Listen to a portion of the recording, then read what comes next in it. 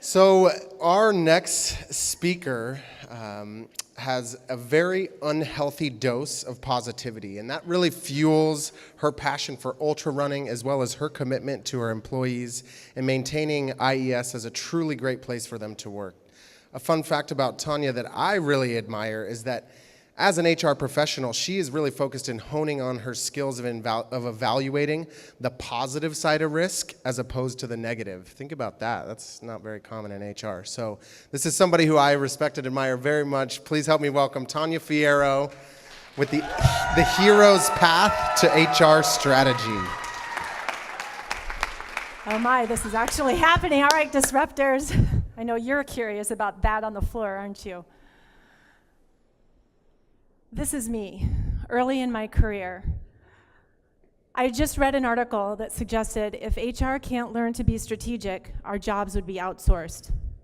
I didn't know what HR strategy was, so I did what any 11-year-old girl would do, and I Googled it. Well, that only confused me more, all those big words and fancy consulting firms that wanted to show me the way. So I decided to enroll in a one-year program through SHRM on HR leadership and strategy.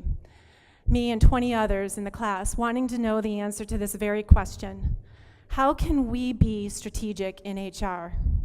You see, up until this point, I had memorized all the myriad of HR acronyms, ADA, EEOC, FMLA.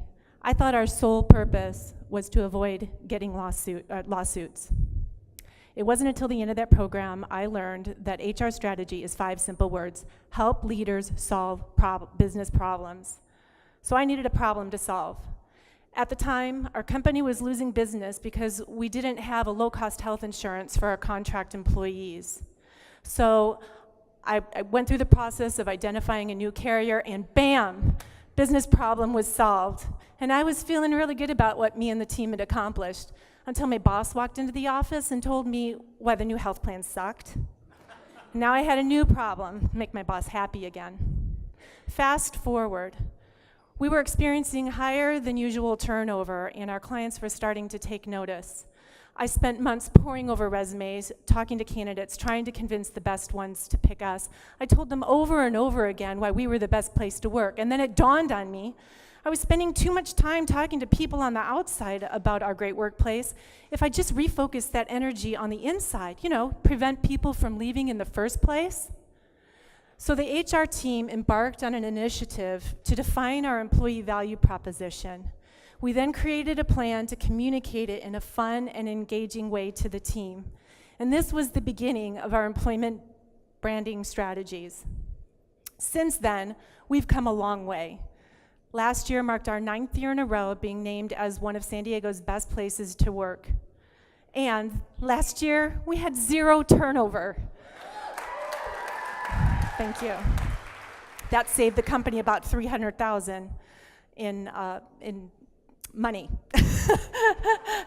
So now I had to set my sights on a future problem. It was 2010 and Obamacare was just signed into law. I knew if we didn't solve this problem correctly, we stood to lose half of our business. I was bold and I declared we were going to turn this into a business opportunity, damn it. I became a student of the law. And that's exactly what we did. We did a great job on this. The team spent 4 years solving a problem that didn't exist for another 4 years. And because of this, last year alone, we had over $230,000 in net profit due to that effort. So really happy about that, right?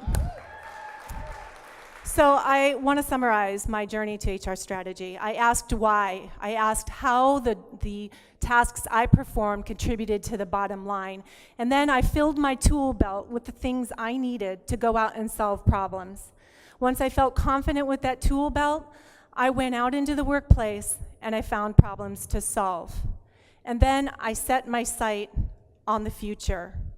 With a good understanding of your company's vision and goals, and the threats that are posed to your business, you are now equipped to be strategic in HR.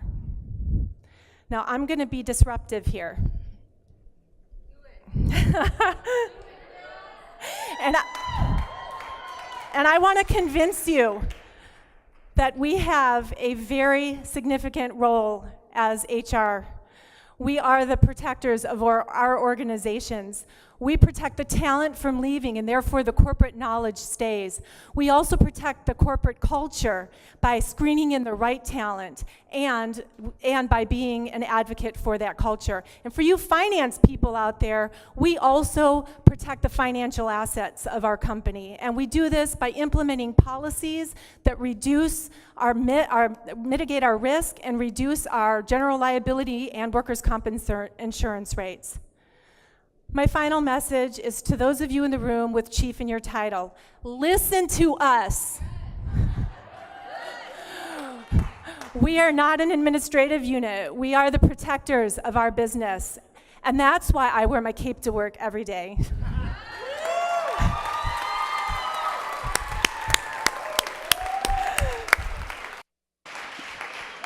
All right.